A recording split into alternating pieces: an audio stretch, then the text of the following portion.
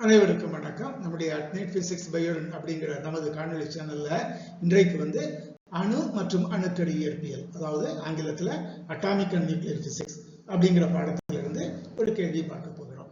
என்ன கேள்வி அப்படின்னு சொன்னா, மின்னழுத்தம் V வோல்ட் மூலமாக முடுக்கப்படும் ஆல்பா துகள் ஒன்று அணியன் Z கொண்ட அணுக்கருவை நோக்கி மோதலுக்கு உட்பட அனுமதிக்கும் போது அணுக்கருவிலிருந்து ஆல்பா துகளின் மீச்சிறு அணுகு தொலைவு எவ்வளவு அப்படின்னு கேட்டிருக்காங்க.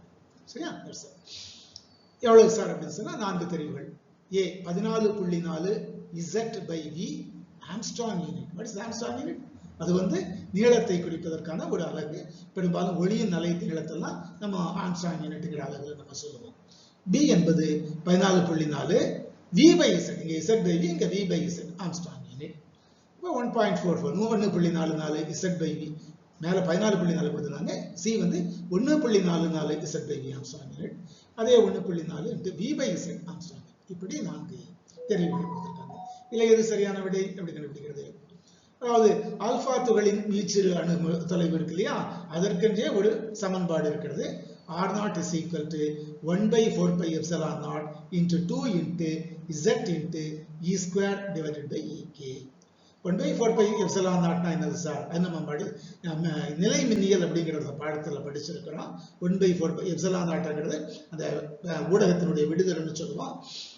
வெற்றிடபத்தின் விடுதல் ε0 இல்லையா? அதனுடைய மதிப்பு 1/4πε0 அதனுடைய மதிப்பு வந்து 9 into 10⁻+9 படிச்சிருக்கிறோம். அப்புறம் Z என்பது அங்கே கொடுத்திருக்காங்க. அணு எண், அந்த அணுக்கருவினுடைய அணு எண் Z, அதாவது புரோட்டான்களின் எண்ணிக்கை. சரி, அப்புறம் E என்பது என்ன சார்? புரோட்டானில் இருக்கக்கூடிய அந்த மின்னூட்டம். EK என்பது என்ன சார்? EK என்பது முடுக்கப்பட்ட ஆல்பா துகளின் இயக்க ஆற்றல். ஆல்பா துகளுக்கு எங்கே இருந்து ஆற்றல் கிடைத்தது? அதை முடுக்குவதற்காக ஒரு வோல்டேஜ் கொடுத்தா அதுல இருந்து கிடைத்தது. சரியா? இயக்க ஆற்றலுக்கு ஃபார்முலா என்ன? 1/2mv². அந்த இயக்க ஆற்றல் எதிலிருந்து வருகிறது அப்படின்னு சொன்னா QV. Q என்பது என்ன? அந்த ஆல்பா துகளில் இருக்கக்கூடிய மின்னூட்டம். அது எவ்வளவு சார்? அதுக்கு அடுத்து பார்ப்போம். V என்பது அதன் மீது செலுத்தப்பட்ட மின்னழுத்தம் வோல்ட். அப்ப இது எல்லாமே சொல்லியாச்சா? 1/4πε0 சொல்லியாச்சு, Z சொல்லியாச்சு, EK சொல்லியாச்சு. ஈங்கிறது கூட எழுதிட்டோம். எலக்ட்ரானுடைய மின்னூட்டம், புரோட்டானுடைய மின்னூட்டம் 1.6 into 10⁻−19 கூலும். சரியா? எலக்ட்ரானாலும் புரோட்டானாலும் ஒரே அளவுதான் இருக்கும். பட் எலக்ட்ரானுக்கு நெகட்டிவா இருக்கும், புரோட்டானுக்கு பாசிட்டிவாக இருக்கும். ஓகேயா? சரி, அடுத்து Q என்பது ஆல்பா துகளின் மின்னூட்டம். அது எவ்வளவு சார்? ஆல்பா துகள் அப்படின்னு சொன்னாலே என்ன அர்த்தம்? அது வந்து ஒரு ஹீலியம் அணுக்கரு. ஹீலியம் அணுக்கருனாலே அதுக்கு 2 புரோட்டான் 2 நியூட்ரான். அப்ப 2 into E. ஒரு புரோட்டானுக்கு E, 2 புரோட்டானுக்கு 2E. அப்ப EK is equal to இப்ப பார்த்தோம் Q into V என்று பார்த்தோம். அதாவது ஆல்பா துகளின் இயக்க ஆற்றல் வந்து அதன் மேல் செலுத்தப்பட்ட அழுத்தத்தின் காரணமாக உருவாகிறது. அப்ப Qக்கு மேல 2 சொன்னா இதை 2eV அப்படின்னே நம்ம போட்டுடலாம். V என்பது மின்னழுத்தம் V வோல்ட். அப்புறம் அணுக்கருவின் அணு எண் வந்து Z. இப்ப R0க்கான சமன்பாடு நம்ம பார்த்தோம் இல்லையா? R0 is equal 1/4πε0 Z²/EK. இதுல வந்து நமக்கு தெரிந்த மதிப்புகளை எல்லாம் எழுதி விடுவோம். R0 is equal to இது படிச்சோம். 1/4πε0 9 into 10⁻+9 +9 படிச்சிடக்கூடாது into 2ZE² divided by EK. அதுக்கு பிறகு 2eV.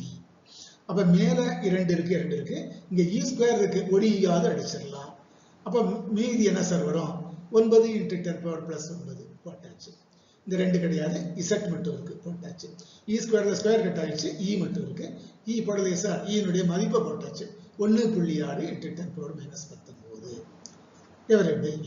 அங்க மேல Z இருக்குது, கீழே V இருக்கட்டும். ஓகே. இப்போ 9 into 1.6 எவ்வளவு சார்? 9 into 16னா 144 படிச்சிருக்கிறோம். 9ஆம் வாய்ப்பாடும் தெரியும், 16ஆம் வாய்ப்பாடும் தெரியும். Table number 16 12. ஆனா இங்க 1.6 தான் பார்க்கிறோம் இல்லையா? 16 பார்க்கல. அப்ப 144 வராது, 14.4 தான் வரும். சோ 9 into 1.6 அது 14.4. வேற என்ன சார் இருக்கு? Z இருக்கு, போட்டாச்சு. வேற என்ன சார் இருக்கு? கீழே V இருக்கு, போட்டாச்சு. 10 பவர் இருக்கு, அது போடணுங்களா சார்? போடணும். எவ்வளவு போடுறது? இங்க 10 பவர் பிளஸ் 9, இங்க 10 பவர் -19. அப்ப பாக்கி என்ன இருக்கும்? -10. So into 10 power -10. அப்ப R0 மதிப்பு 14.4 into Z by V into 10 power minus 10 என்ன அலகு மீட்டர். அதானே நீளம் என்று சொன்னாலே மீட்டர். சரியா சார் நம்ம ஆம்ஸ்ட்ராங் யூனிட் சொல்லி ஆமா 1 angstrom unit is equal to 1 into 10 power minus 10 metre நம்ம படிச்சிருக்கிறோம். அப்ப இந்த 10 power minus 10 மீட்டருக்கு பதிலா என்ன பண்ணலாம் ஆம்ஸ்ட்ராங் யூனிட் போடலாம். அப்ப R0 மதிப்பு is equal to 14.4 into Z by V Armstrong unit. நமக்கு கொடுக்கப்பட்ட 4 தெரிவுகளில் முதல் தெரிவு 4 ஆப்ஷன்களில் முதல் ஆப்ஷன் சரியான விடை அப்படிங்கிறது நல்லா பார்க்கலாம். ஓகேயா? சோ இதற்கு நம்முடைய அடுத்த காணொளி சேனல்ல இதே அட்டாமிக் அண்ட் நியூக்ளியர் பிசிக்ஸ் அதாவது அணுக்கரு மற்றும் அணுக்கரு இயற்பியல் அப்படிங்கிற பாடத்துல வேறு ஒரு கேள்வி நீட் தேர்வில் கேட்கப்பட்ட ஒரு கேள்வி வந்து நம்ம அடுத்த காணொளியில பார்க்கலாம். அதுவரைக்கும் அனைவருக்கும் நன்றி வணக்கம்.